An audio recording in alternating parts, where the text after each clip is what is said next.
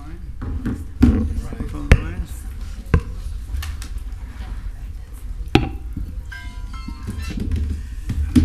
I call to order the Board of Adjustment meeting for August 3rd, 2023. I think you need to move up to your mic. Let me move the mic a little closer. Is that better? Thank you. I'll say again, I call to order the meeting for the Board of Adjustment for August 3rd, 2023. I ask that the roll be called.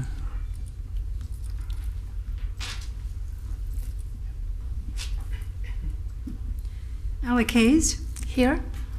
Jesse Slasher, Here. Mike Miles, Here. Brenda Cullinan, Here. Vlad Dumitrescu, Here. Robert Cohen. Here. We want to go to approval of the agenda. Anybody has any comments or changes to the agenda if you've read it ahead of time? There are no changes on staff's behalf. Any changes on the I don't know of any. Someone please want to make a motion to approve the agenda? I second it. You have to make, someone make a motion first. Motion to approve? Second? Second it. We have minutes to approve for the minutes of June 15th. I need to call the roll Okay, for that. yes. Alec Hayes, Here. Jesse Slasher, Here. Mike Miles, Here. Brenda Cullinan, Here. Vlad Dumitrescu, Here. Robert Cohen. Here. Does anybody on the board have any changes to the minutes? No. No. All right. Call Make a the roll, motion. take a vote. Okay, Motion to approve. Second. Who made the second? Me. Alec Hayes, Yes. Jesse Slasher, Yes. Mike Miles, Yes. Brenda Cullinan, Yes. Vlad Dumitrescu, Yes. Robert Cohen. Yes. Should I read the quasi-judicial rules before you swear in, or wait till second?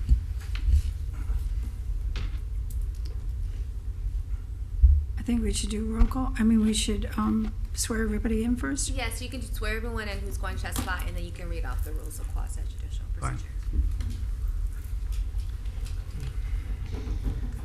Please raise your right hand. By the authority vested in me, the notary of the state of Florida, do you swear or affirm the testimony you're about to give is the truth, the whole truth, and nothing but the truth? I do. I'm going to read about the quasi-judicial rules that govern this hearing. This hearing shall be conducted in accordance with the City of Delray Beach quasi-judicial rules. The applicant and the city shall be permitted to present their case. The public shall be allowed to speak for 3 minutes each, or a maximum of 6 minutes if the person represents an organization or group of people who are present but agree not to speak. The city commission, board members, staff, and the applicant may be allowed to cross-examine a witness. The city or the applicant will be allowed to offer rebuttal testimony. The decision to approve or deny an application or appeal may not legally be made upon personal views as to whether a project is a good project or not, nor may a decision be based on the numbers of citizens who support or oppose a particular project. The law requires that all decisions must be made on the basis of whether the project meets the requirements of law, the comprehensive plan, and the land development regulations. Any questions from anybody? Does anyone in the public have a comment of something that is not on the agenda? All right. We're ready for the presentation of the first case. For 202 Southeast 4th Avenue, case number 2023-212. And to enter the file into the record, Amy Alvarez Development Services. This is file 2023-212, and the applicant will provide their presentation first.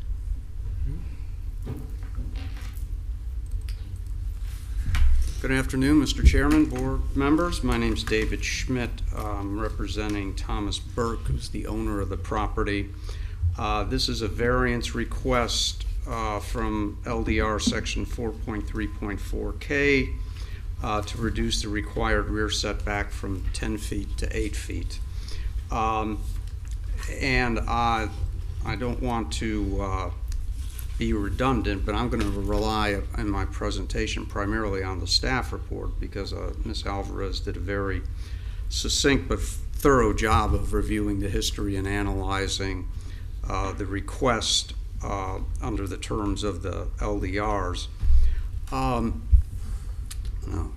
I don't do this very often, so hopefully I can get, all right, so this is the subject property.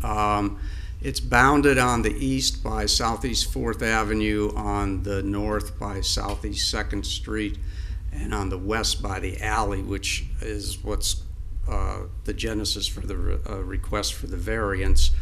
If you take a look at the property immediately across the alley from this property, which is currently vacant, you can see it's got heavy tree canopy, and I have some pictures of that property later in the presentation to show you.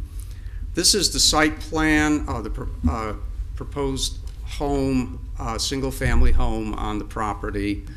The alley is on the left side, and I've highlighted two things. The one to the farthest left was the required dedication of 2 feet from the property for the alley right-of-way. And then the second yellow line to the right of that is the proposed setback, which is reduced from 10 feet to 8 feet. As the staff report notes, this property was platted back in 1914, and it does not meet the size requirements for R1A zoning currently. While it's longer than what's required, it's narrower in width. The plan review gave rise to staff commenting on the second round of plan review that under the LDRs, alleys are supposed to have 20 feet of right-of-way. This alley currently had 16 feet of right-of-way. It's just been recently repaved, and the city was requiring the dedication of the 2 feet on the westernmost part of the property. As noted in the staff report, we did first go to DSMG to see if we could get a waiver of the right-of-way requirement, but even though the alley had been repaved recently, they did not feel that they could justify giving up the right-of-way in the event of future development of the alley or utility needs. And so they recommended that they denied our request and recommended that we come to the Board of Adjustment and seek the rear setback variance. And the right-of-way, the 2-foot right-of-way has been dedicated and was accepted by the Commission on July 11th. And this is the staff report. This is a little different view with the... I'm sorry, can we pause 1 second? Sorry, I just wanted to make sure. Sorry about that. It's okay. Sorry. Okay, that's fine. In the drawing, in the middle of this page of the staff report, the right-of-way dedication is outlined in red, and the alleys to the bottom of that drawing. The report sets out LDR section 2.4.7A, 5A through F findings for the variance, and on the last printed page of the staff report, again, Ms. Alvarez has done a very thorough analysis of the requirements. Skipping down to the second paragraph, she notes the special condition that exists is the non-conforming lot with an area which remained from the original platted 1914 lot. The minimum setback requirements anticipate that the minimum lot dimensions will be met, and literal interpretations of the LDR requirement could be considered to deprive the applicant of rights otherwise enjoyed by other properties, as there's a variation in the historic development pattern. Further, the alley was recently improved and the city does not anticipate additional widening of the paved area. Utility poles are currently partially located on the property without any easements, I would note, and the dedication will move them into the public realm. Given the recently improved alley and historic development pattern within the block, other requests would likely be considered for similar circumstances. The granting of the variance is not anticipated to be injurious to the neighborhood nor cause detriment to the public welfare. The location of a building 2 feet closer to the alley is not inconsistent with other structures that exist within the block, some of which are much closer. And I have some photos of that.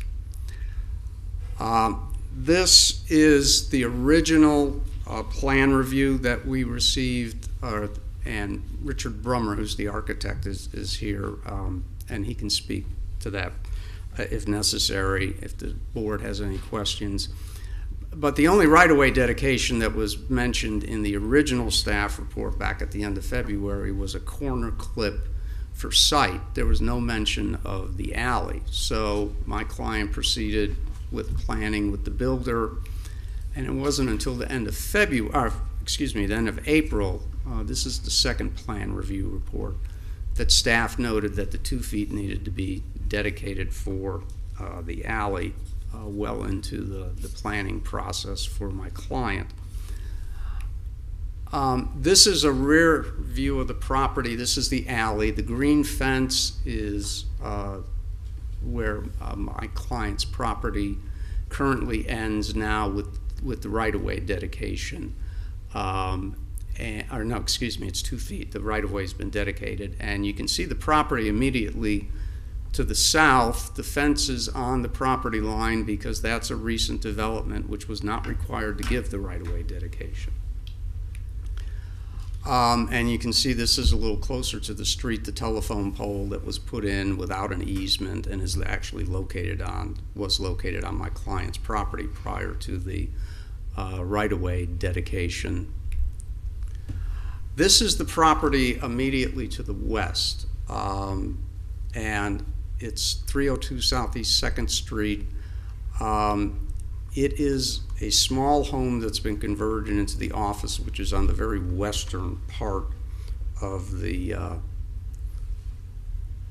property at the far right of the picture.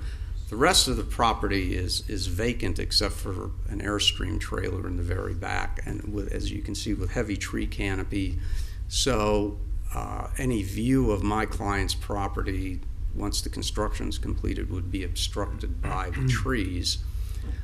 This is the alley looking at that property immediately across the alley, 302 Southeast 2nd Street. As you can see, they have a fence, and again, the heavy tree canopy blocks the view. Is there an arrow on this that I can point at something? Sorry, I'm not familiar with this.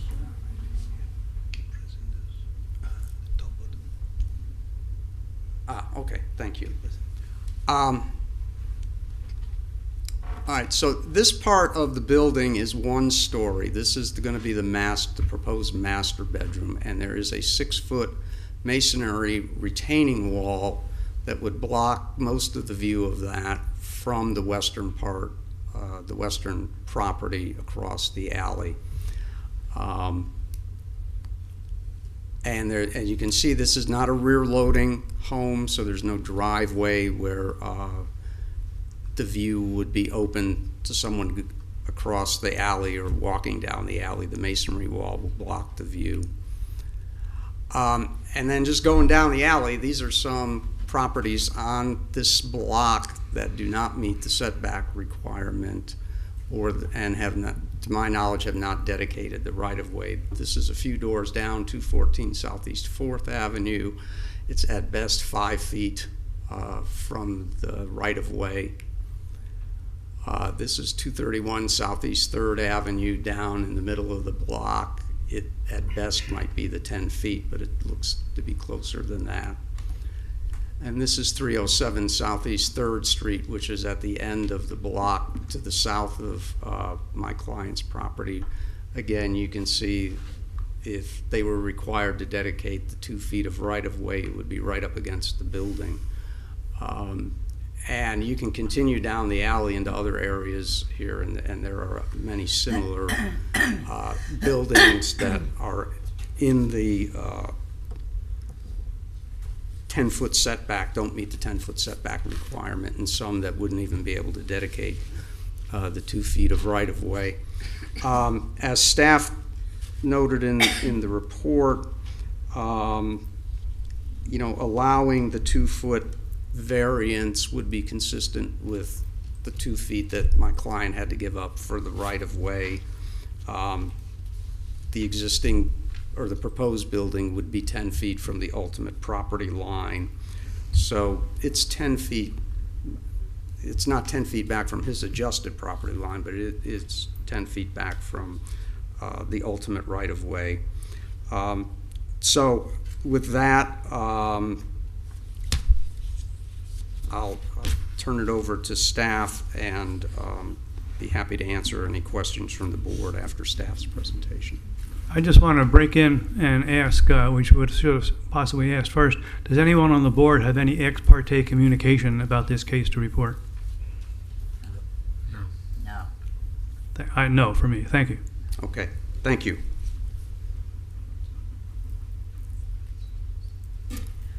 Okay, again, Amy Alvarez, Development Services, and just to be clear, this is a variance request to reduce the required rear setback from 10 feet to 8 feet. So the property is currently vacant. You can see on the aerial that there was a single-family house there probably within the last year. I don't recall the demolition date right off, but regardless, it's no longer there. The property is zoned RM, and when you want to construct a single-family residence in the RM zoning district, RM is multifamily, medium density. So single-family residences are subject to the development standards for R1A zoning. R1A zoning is the zoning that has the smallest minimum lot sizes, the most reduced setback requirements as well. The property is adjacent to CBD RM. There is R1A zoning to the south, and then RM also to the east. So the applicant touched on the background. The property itself, you can see the original plat on the screen, was platted in 1914, and it has remained in its original configuration. A large part of the block, as you can see, has also largely remained in the original configuration. Some lots have been combined where, maybe a family wanted a larger house or something to place in the middle of the larger lot. So that's where you see those variations. Oh, there it is. The residence was demolished last year. Just as part of the history, in 2019, we did have a site plan request to combine the subject lot with the lot to the south. To construct 3 townhomes, and it was approved, but it is no longer in play.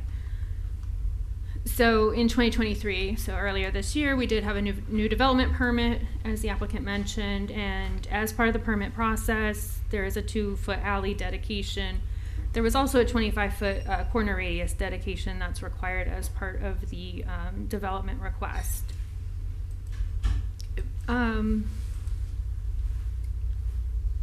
I'll say that in a minute. So if you can there's the empty lot. Just in consideration of the lot configuration for constructing a single-family residence on the lot, the minimum depth for R1A is 100, whereas this one exceeds it. It's 132.50 feet, 132.5 feet. However, the lot area on today's regulations, the minimum is 7,500. The lot area, and this is before the dedications, was just over 7,400 square feet, showing that, obviously it was established before today's regulations. So there's some limitations there on what is anticipated for new development. And then also with the width being at 56 feet, whereas now if you were to create a lot in the R1A zoning, on a corner it would be 80 feet. And you can see it looked better on my screen, but these are the whited out sections are the areas where the dedications are. So just looking at the setbacks also and what remains, what exists as far as the lot, and then what remains when you consider the dedications. I did gray out the intended single-family residence on the site because variances should stand alone. They're on a case-by-case basis. They're not specific to a project. It runs with the land. The requirements, your criteria are based on circumstances applicable to the land, not to a project. So even though, right now we see no driveway along the alley, only a driveway on 4th Avenue, or, we see that they're maximizing their setbacks, or there's only a 1-story portion to the rear. There's no guarantee that that's what will be built or that's what has to be built. So again, you have to, this isn't a waiver that is associated with a project. Again, it runs with the land. The building permit could go away, the variance still remains, and whatever is proposed, if you approve the variance, it would still remain for whatever that new development is. So it's not just stuck with the project that was mentioned. Let's see. So again, this is the dedicated area. This is the setback from the new property line. It would go to here if they were to provide 10 feet. Otherwise, this is the 8-foot portion on the screen that's a little bit darker. So again, you have your findings, A through E, and these are on pages 3 and 4 of your staff report. I think the applicant did a good job of letting you know what our analysis was in the staff report, so I don't think I'm going to repeat that. So I appreciate that, thank you. But it is all there, and so it is part of the record and staff's review. And then just, again, the LDR defines a variance as, it's a relaxation of the terms. It can't be contrary to the public interest. It's, related to conditions peculiar to the property and not the result of the actions of the landowner. So just, again, part of your consideration. Thank you. So the staff report does have your optional board actions to approve, deny, or continue with direction if you'd like additional information. Are there any comments from the public on this case? Either here in person or anything that was ever mailed in or sent in? Hello, James Quillian, 925 Southeast 2nd Avenue. I own the property directly behind this proposal to the southwest. Me personally, I don't have a problem with it because I don't know of a reason to have a problem with it. Maybe I'm just uninformed, but so far I don't really see any problem. That's just my opinion. Thank you. Thank you. Thank you. Is there anyone else with comments from the public? Does the applicant or staff have any rebuttal to any of the presentations that were made? We just had a few members of the public walk in. I don't know if you went to provide any public comment. I know you missed the presentation. Sorry, public comment has already passed. It's already, we're done. We're done. We're already past public comment, so I think we Okay. should just stay within this current Okay. item. I ask Okay. again, is there any rebuttal from either staff or the applicant? No rebuttal from applicant. Thank you. No rebuttal. Does any other member of the board members have any questions or comments that they want to make about this case?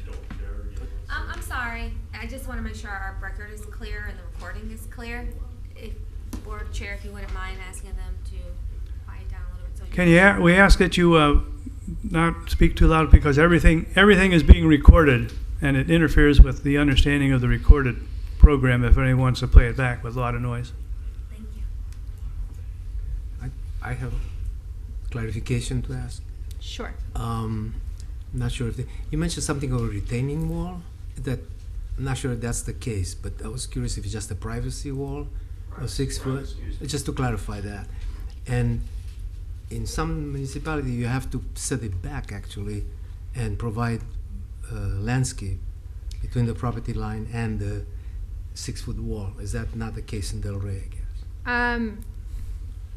In Del Rey, and I'm sorry, but right off, I'm not clear for the rear. I'm pretty confident though that any fences or walls that are more than a certain percentage of, whether they're opaque or not, if they're solid, have to be set back and provide a hedge. But there's no requirement that would be reviewed with the permit when they get there, Okay. regardless of what their setback is and regardless of the variance. So it really wouldn't be applicable to the consideration. That applies on streets. I don't know that it applies on alleys. alley. I've never seen it applied to alleyways. Sure. I'm just Understand, but I don't. Right. Our board attorney can correct me if I'm wrong, but curious. Right. we would look at that LDR application during the permit review. I don't know that would be applicable to the discussion and consideration of the variance. That's good. Okay. No, I wasn't trying Yeah. to trick Understand. you. No. Trick you. It's just like, no, what happened? I know I there's can a appreciate that. I know there's a shower that they put there, and basically now, like, it almost gets no room if you actually move a Yes. wall behind. Not that that's Right, but as part of the Change, that's variance their review, problem. staff They might didn't need to review any walls or yeah. showers or They anything might need like to that. reconfigure that. And Well, whatnot. that, yes, Okay. that would be part of the permit review. Okay. No. Yes. Just based on your question, Richard Burmer with Opus Homes, representing Mr. Thomas Berg.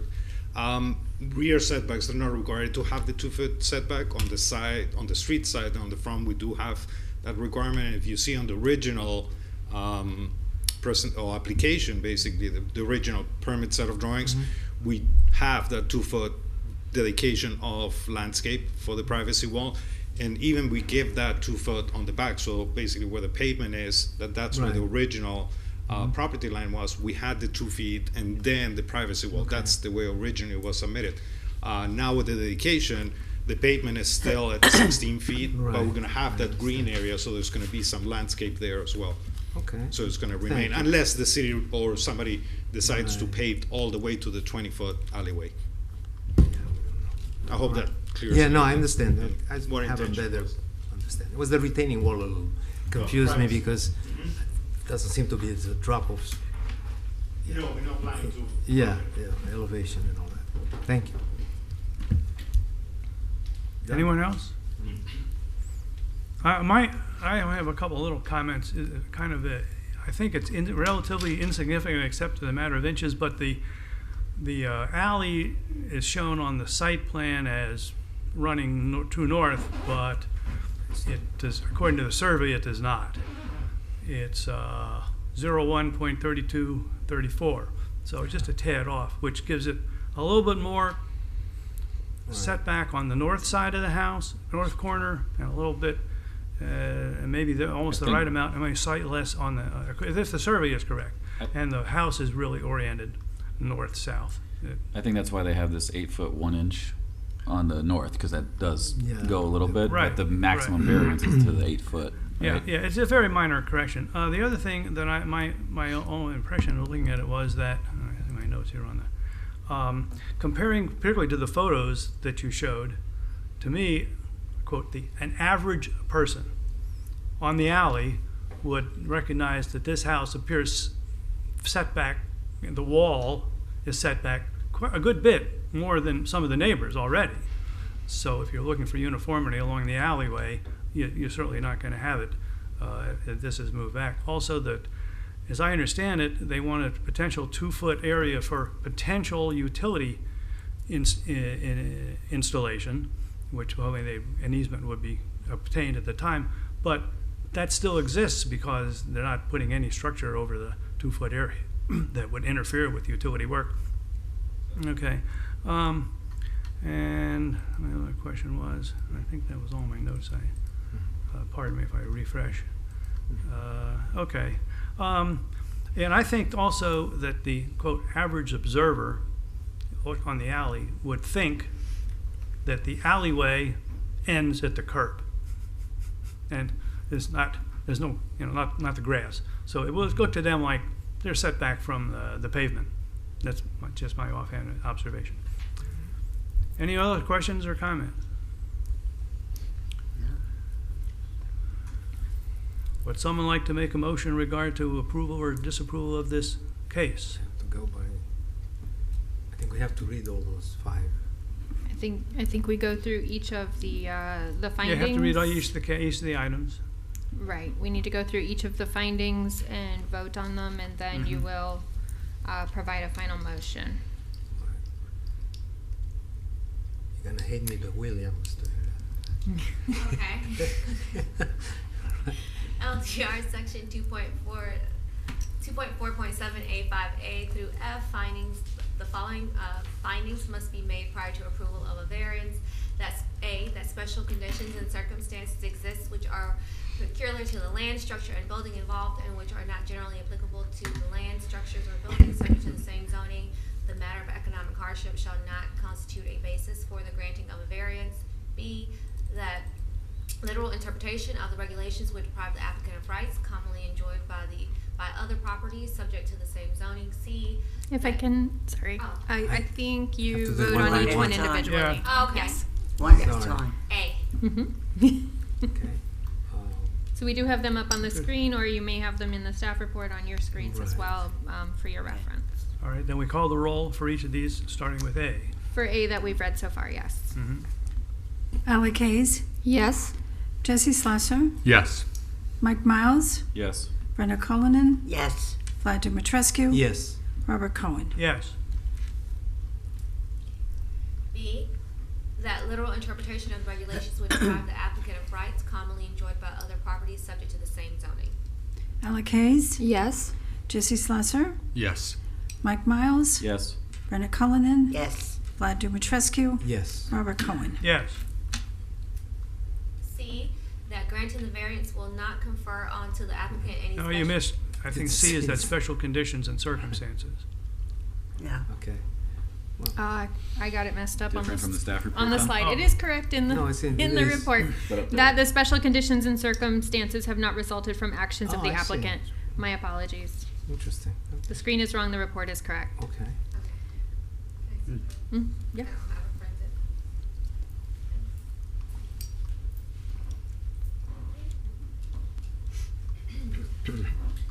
C, that the special conditions and circumstances have not resulted from actions of the applicant. Alec Hayes, Yes. Jesse Slasser, Yes. Mike Miles, Yes. Brenda Cullinan, Yes. Vlad Dumitrescu, Yes. Robert Cohen. Yes. D, that granting the variance will not confer onto the applicant any special privilege that is denied to other lands, structures, and buildings under the same zoning. Neither the permitted nor non-conforming use of neighborhood land, structures, or buildings under the same zoning shall be considered grounds for the issuance of a variance. Alec Hayes, Yes. Jesse Slasser, Yes. Mike Miles, Yes. Brenda Cullinan, Yes. Vlad Dumitrescu, Yes. Robert Cohen. Yes. E, that the reasons set forth in the variance petition justify the granting of the variance, and that the variance is the minimum variance that will make possible the reasonable use of the land, building, or structure. And Alec Hayes, Yes. Jesse Slasser, Yes. Mike Miles, Yes. Brenda Cullinan, Yes. Vlad Dumitrescu, Yes. Robert Cohen. Yes. F, that the granting of the variance will be in harmony with the general purpose and intent of existing regulations, will not be injurious to the neighborhood or otherwise detrimental to the public welfare. Alec Hayes, Yes. Jesse Slasser, Yes. Mike Miles, Yes. Brenda Cullinan, Yes. Vlad Dumitrescu, Yes. Robert Cohen. Yes. Okay. So then a final vote and board motion would be needed. And that would Somebody be has- Yeah, the selecting from comment is the usually that- options in the staff Yeah. report. All the items haven't been voted yes. The conclusion is approval is warranted. But we need to make, someone now make a motion for okay. approval. I Okay. do it. Correct. Second. Move approval of the variance request for 202 Southeast 4th Avenue, 2023-212, from LDR section 434K to reduce the area setback to 8 feet, where 10 feet is required, by finding that the request is consistent with the findings set forth in the Land Development Regulation section 247A5. Second. Now we vote. Alec Hayes, Yes. Jesse Slusser, Yes. Mike Miles, Yes. Brenna Cullinan. Yes. Vlad Dumitrescu, Yes. Robert Cohen. Yes. All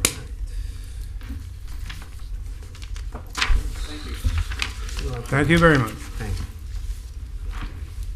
Thank you.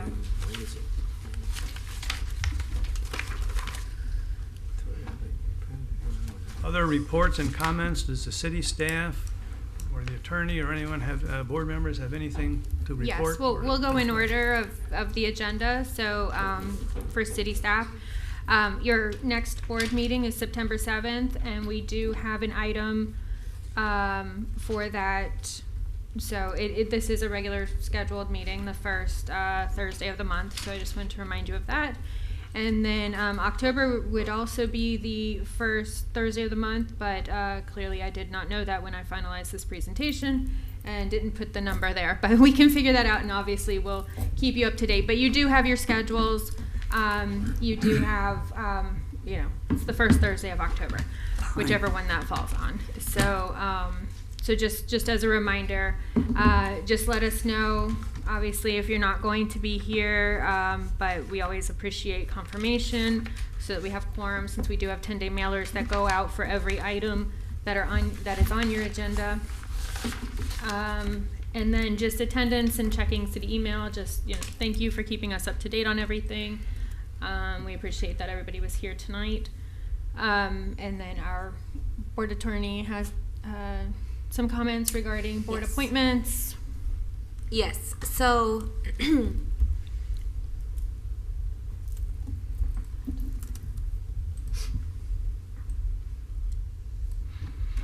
as many of you may know, the City Commission has directed staff to review the procedures for review of development applications by city boards.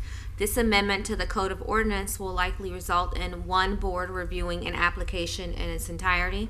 Staff is currently working on its draft and anticipates bringing an ordinance to the Commission within the next few weeks.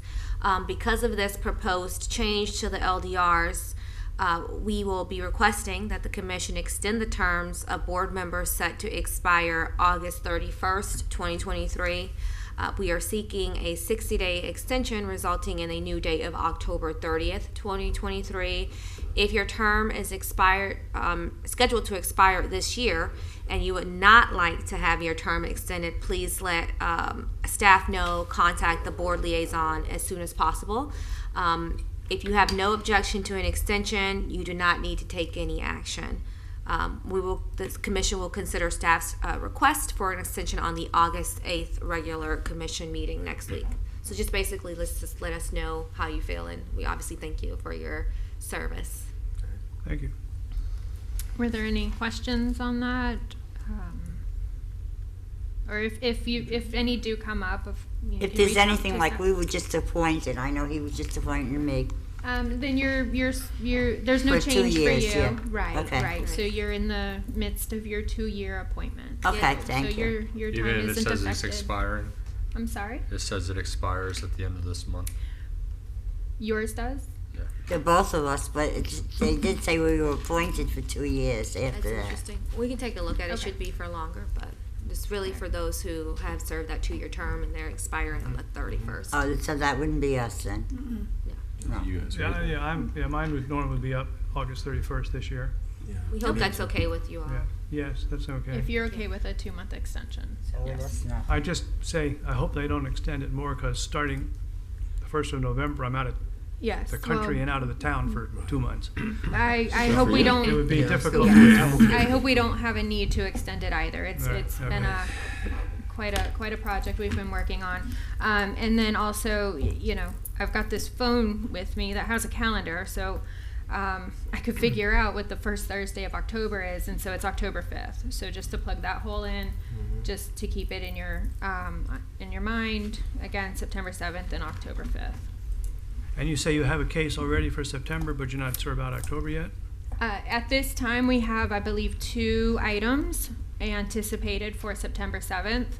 I don't know of one that is specific for October 5th, but as always, keep it on your calendar.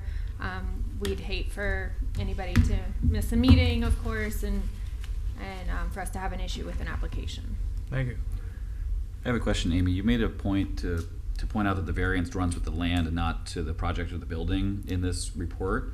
But like part of our findings is evaluating, non-conferred rights to a particular building. Like how does that affect our evaluation of a certain variance? And how long does a variance run with the land? Forever? Forever. Okay. Runs with it forever. So yeah, something that is project based is a waiver, and so that goes through a different process and Gotcha. not to the Board of Okay. Adjustment. Gotcha. Yeah. Well, this is, I guess there's no answer, but, where I live, there's an easement for FPL and all that, which run between the two properties. Mhm. So it's actually already in my property though. I can use it, but it's not. So what I'm trying to figure out is why they have actually dedicated 2 feet. They cannot be part of a easement that actually is still in their property, but it's open to the other thing. Right. Following, So it's a kind of I kind of know that doesn't work, but I'm just curious why in some cases you can do that. well, I think an and- FPL easement is a little bit different than a right of way dedication or an Right. easement for right of way purposes. So this way, they're dedicating the land that is required to be dedicated, so that we can ultimately get the full width of the alley, so that the city Right. can do what they need to do within the alley. Rather than working with an easement. I know that's been that has occurred, but in a very limited circumstance. Easements, that is, and just given certain circumstances. Right. But Well, yeah, I was trying to see if there's a way to avoid this, because it's kind of happens all the time. We have this 2 feet, 3 feet, whatever, because of that change between 220 feet. We right. decided the alley I right understand. away. is fine. It does happen quite a bit. Bless you. Thank you. So, to be fair, on one hand, our comp plan and our LDRs require a minimum width or an ultimate right of way width Right. for alleys and streets and rights of way. And then, sorry, now you threw me off. I know, I said you can't see me. I don't know what I was going to say. I'll Okay, get back to no, my point. I don't know. You threw me off.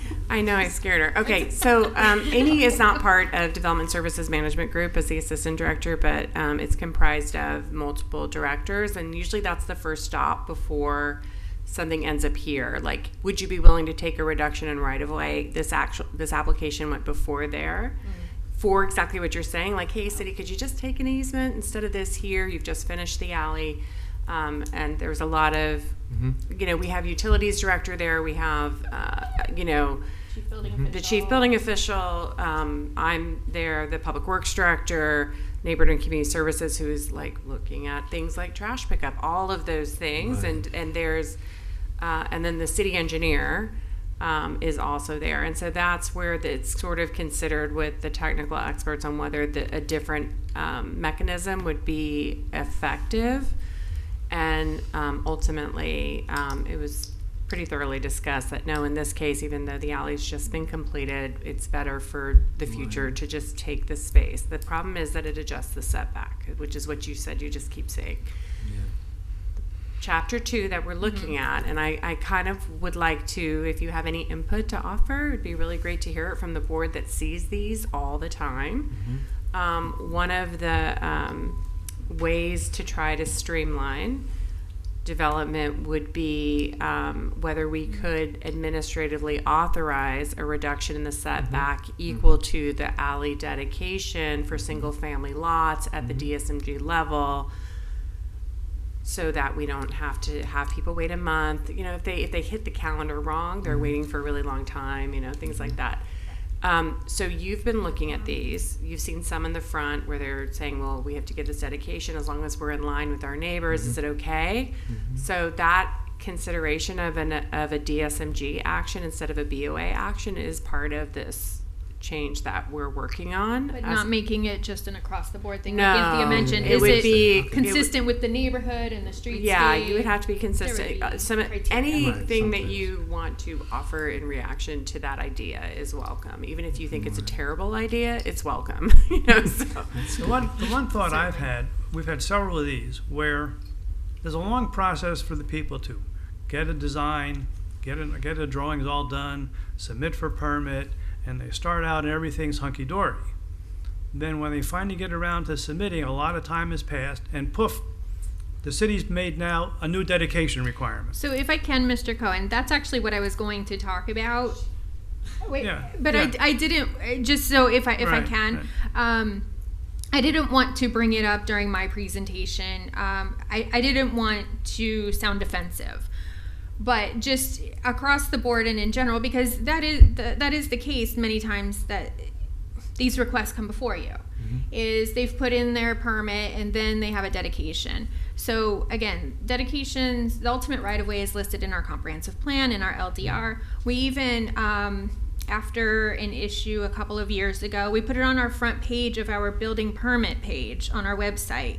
Said, hey, before you do anything, check your right-of-way, what is required. So it's out there before you start putting your plans together and before you start going through permit review. Yes, on one hand, in some instances, staff hasn't specifically noted it in our review, but at the same time, the applicants are supposed to know as well. So Can you amend the so application? it's not just all of a sudden. Just to be clear. Can you amend the application to have them notarize that they've reviewed the right-of-way requirements or something? That we've discussed that, and You that's know, like- something. Yep. But So then their it's architects also can like, do it? and you know what your flood zone is, and you know, Exactly. like, I mean, Exactly. you know. To put it on. So That there's a becomes- few things that catch, particularly for single-family duplex that don't go to SPRAB or planning board or something like that. That's where it's getting caught. Big Mr. Moore. surprise. So I think we do try. The frequent flyers, for lack of a better term, they know just to email Patrick before they draw. Like, hey, I'm on this street at this intersection. Is there a right-of-way dedication? But, you know, sometimes somebody new to the city is just looking at the zoning district and isn't checking the other chapters for their requirements. And then which is their responsibility as well, those design professionals that are signing and sealing are the ones, we're just checkers theoretically.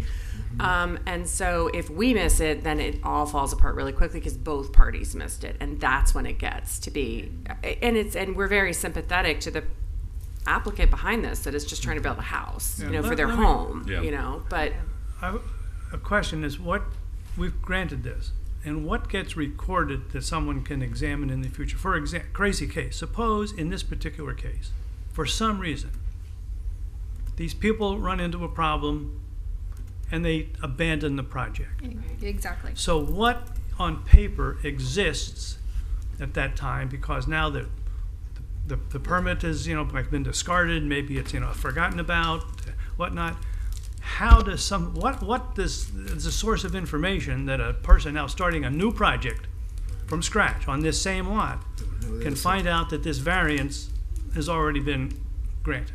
Well, that's So I have two thoughts for you. I don't know that I have a great answer, but I have two thoughts for you. The first is, as part of Chapter 2, other communities actually expire variances if you don't act on them within a couple of years. We do that for waivers, but we don't do that for variances, and I think we should be doing that for variances. I agree.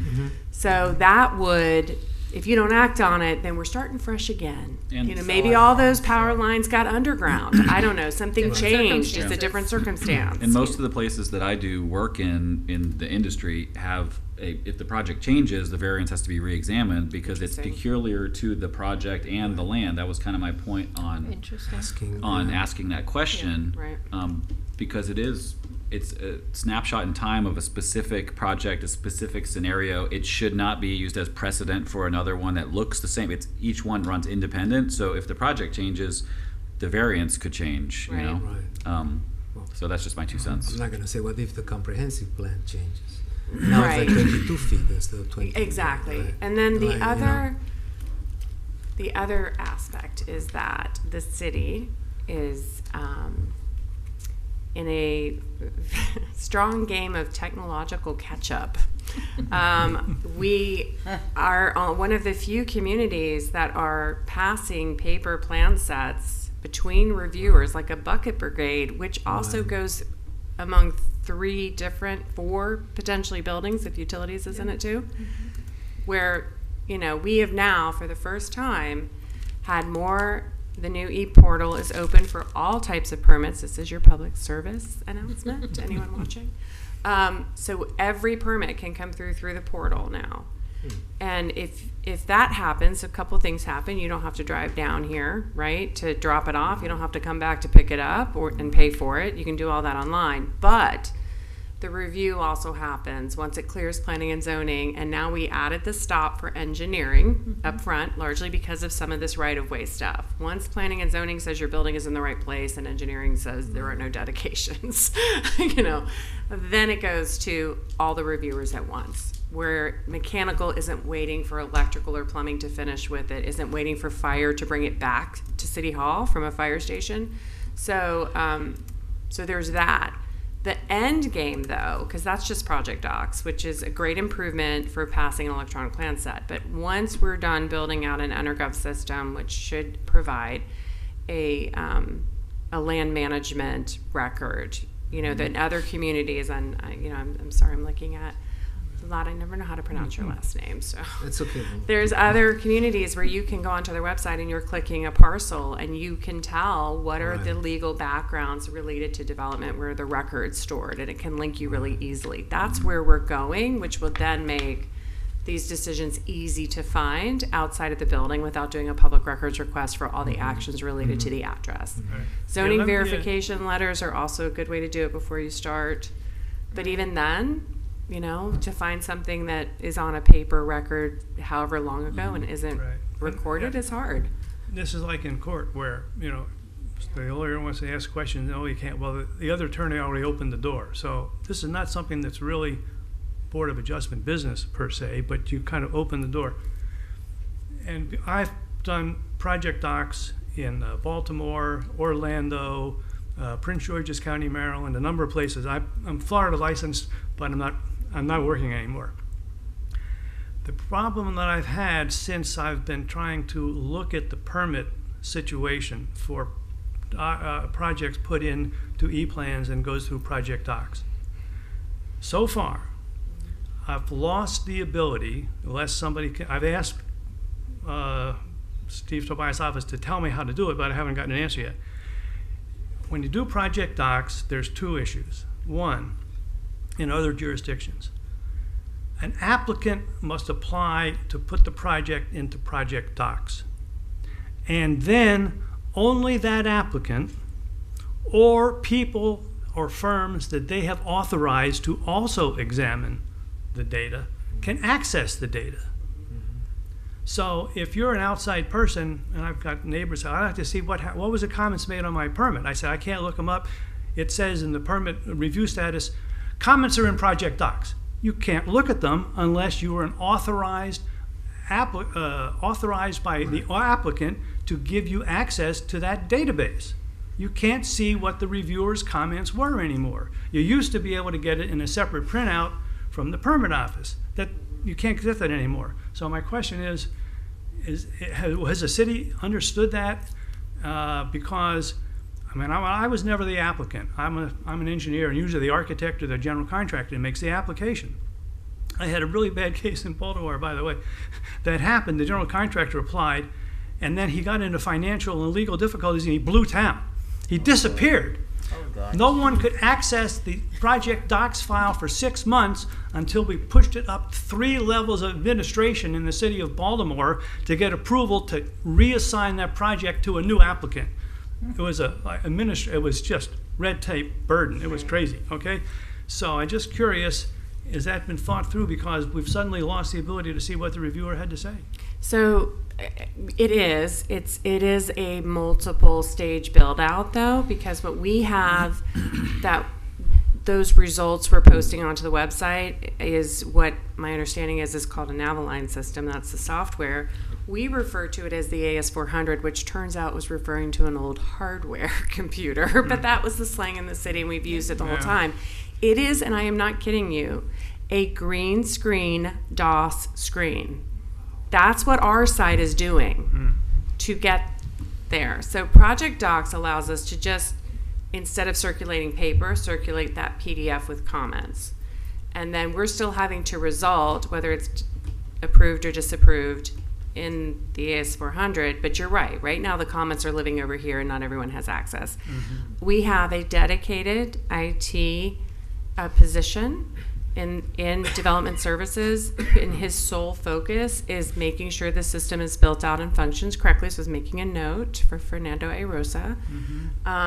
My understanding is this is a temporary disconnect, that as soon as the EnerGov part launches, then Naviline, the green screen goes away, and you'll be able to see things online. okay. But I don't know, so I'm going to check. I made a Understand. note. Yeah. The project I did in Orlando was 2017, 2018. Their system was working really nicely then. So I just offer, if you don't mind, ask City of Orlando what they found they've been doing for 8 years now, and it seems to work okay.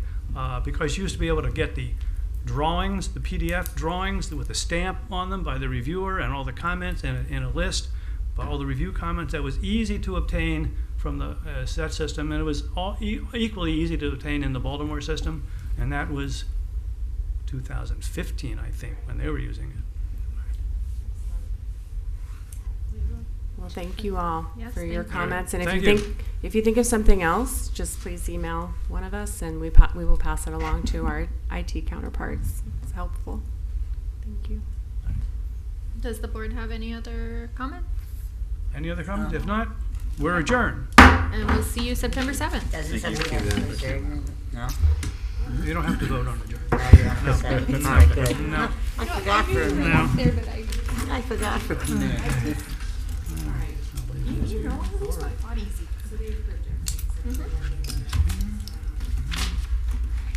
So enjoy the rest of your hot month. See you.